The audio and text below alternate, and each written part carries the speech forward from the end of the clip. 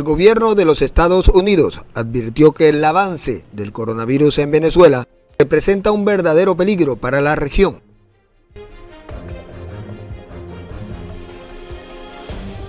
La subsecretaria de Estado norteamericano para Cuba y Venezuela, Harriet Filippetti, mantiene que el precario sistema de salud que existe en Venezuela pone en peligro el esfuerzo de los demás países en el combate contra la pandemia del coronavirus.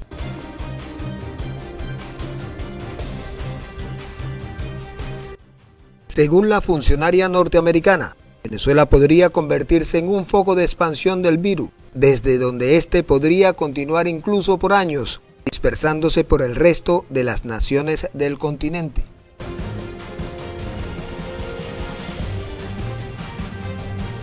Para Filippetti, el colapso del sistema de salud en Venezuela, donde la mayoría de la población no tiene acceso a la salud, no cuenta con servicios básicos como luz y agua, y tampoco cuenta con artículos de primera necesidad de higiene, como jabón y papel sanitario, representa un peligro para toda la región si no es controlada.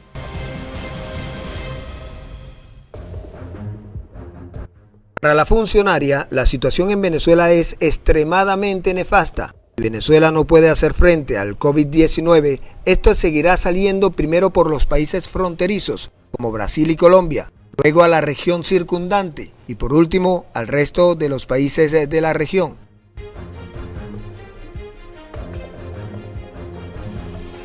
La crisis de refugiados ha ocasionado que millones de venezolanos se repartan no solo en nuestro continente, sino también a Europa, Asia y otros continentes. Contribuirá a la expansión del virus, incluso en países en donde ya se hubiese podido controlar la pandemia. Una expansión de la pandemia del COVID-19 en la región y a nivel global, si Venezuela como país no puede enfrentar la crisis, dijo la diplomática en una conferencia virtual organizada por el Consejo de las Américas en su sede en Nueva York.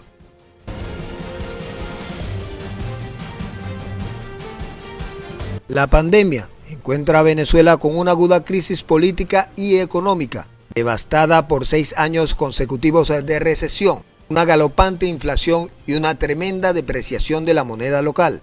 Se suma el colapso en los servicios públicos y la escasez de alimentos y medicamentos que existe en el otrora país más rico del continente, con las mayores reservas de petróleo del mundo y una de las mayores reservas de gas y minerales. Recesión que ha provocado la huida del país de unos 5 millones de venezolanos, según la Organización de las Naciones Unidas, y pone en peligro la vida de millones de ciudadanos de este país por una pandemia que no puede ser atendida con un sistema sanitario devastado.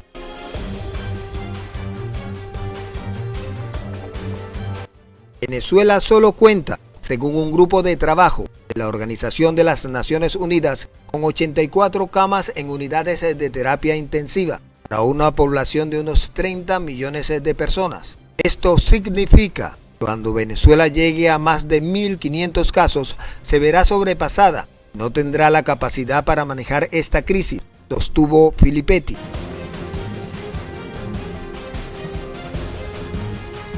Además, el 44% de los habitantes no tiene electricidad de manera continua y el 66% no tiene agua corriente las 24 horas. Indicó que el 64% carecen de equipamiento de rayos X y el 90% no tiene protocolos para cuidados respiratorios frente al virus.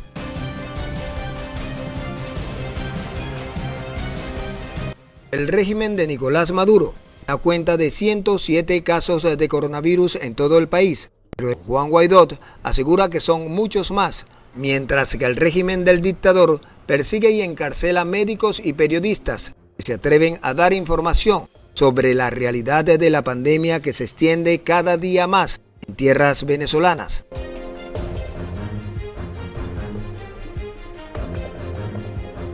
Specifically, that Venezuela was a critical case, not just as Venezuela, but also as a possible regional focus too. And so it's critical both due to its existing shortfalls that Dr. Castro highlighted in its healthcare system, as well as because of the large migration crisis, which is now and has been the largest in the region, in the entire region's history. And so, one of the things that I always think about when I talk about this pandemic, and when, even just in my own personal life, is that one of the most important lessons that COVID-19 shows us is that what affects one of us affects all of us. And so that's why it's so important to focus on Venezuela, because it's not just an issue for Venezuelans for a lot of the reasons that were highlighted by Dr. Castro in terms of the systemic shortfalls in their healthcare infrastructure. But what affects one of us affects all of us. And if Venezuela is not able to address the challenges that it faces with COVID-19, then going into the future, going into Brazil, Colombia, the surrounding region, just as we've seen with the refugee crisis, we so too will see an expansion of COVID-19 pandemic in the region, if not globally, if Venezuela as a single country is not able to address it. So we really need to focus on exactly what this topic is, which is how do we address the crisis inside Venezuela? And I like to think about what is kind of needed in a pandemic of this size. There's three kind of core principles that I look at. The first one is transparent communications. The second one is quality infrastructure. And the third is personnel and having the resources and the capacity to really address the crisis. So when you look at transparent communications, we have a real problem here. The Venezuelan government, the Venezuelan regime currently indicates there are 91 cases, but the interim government has highlighted that there may be as many as 141 cases. We have seen the silencing of journalists who are sharing information, and I think Dr. Castro, who's really been leading the charge for Juan Guaido's interim government COVID response, he too has been threatened by the regime, and so I'm very appreciative of his presence here, because it is not at zero risk for him. So there's no ability for us to get any real information and data on the ground as to how serious a crisis this really is for Venezuela. The second thing that I pointed out was having quality infrastructure. So combating COVID-19 in Venezuela is particularly complex because of all of the points that Dr. Castro just highlighted, which is the current crisis inside the country and the difficulties that are faced by Venezuelan refugees in the region as a whole. Before the COVID-19 pandemic, the crisis was already vast. There was 44% of hospitals didn't have electricity. The vast majority of Venezuelans didn't have access to soap and water. This is still true. As of December 2019, again, before COVID, 64% of hospitals lacked x-rays. And so the Maduro regime's gross mismanagement of Venezuela's health system over the last 20 years is exacerbating the current crisis. We know that there's only 84 ICU beds in the country as a whole. So just to put that in perspective, if you look at the current rates of the number of people and percentage of people who need hospitalization and need to be in an ICU ward, of those who are infected, those 84 beds means that the minute Venezuela gets over 1,500 cases, they are well over capacity to handle that crisis. 66% of hospitals in Venezuela don't have water. 90% of hospitals don't have protocols for respiratory virus care. And I think this is also important, even if it's not specifically a healthcare crisis, is that there's an inability for Venezuelan people to really stock up and store food to make a quarantine or a lockdown actually effective. We're able to do so in countries like the United States because we have access to grocery stores, we have access to food and to finances to pay for that food. But unfortunately in Venezuela writ large, they do not have that capacity.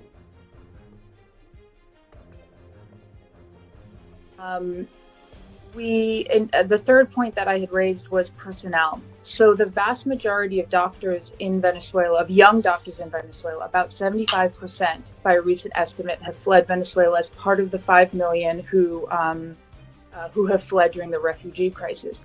The remaining doctors tend to be an older age group, which actually places them at more risk of contracting the disease.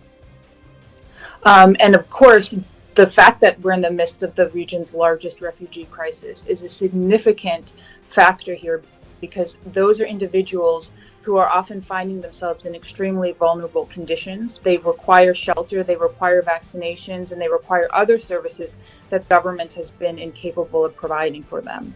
And so this is why it's really everyone's business to care about the damage of COVID-19 inside Venezuela and across the entire region, especially since Venezuelans continue to cross the border into Colombia and other locations. So just to speak very quickly on the U.S. government's response, there's two ways that I would look at this. The first way is looking at the COVID-specific response. So the U.S. government's specific response via USAID and our Bureau of Population, Refugees, and Migration, which is also known as PRM, are really leading our international assistance efforts. And they work directly with both governments as well as multilateral organizations, NGOs, and other organizations that are on the ground and responding to the outbreak. So to date, USAID has committed $100 million globally to combating COVID-19. And we're also looking directly into PAHO's appeal for $54 million to address an additional COVID response. The State Department and USAID have also submitted to Congress a plan to program nearly $1 billion that Congress provided in an emergency supplemental appropriation. And that will help us prioritize how to provide foreign assistance to respond to the pandemic.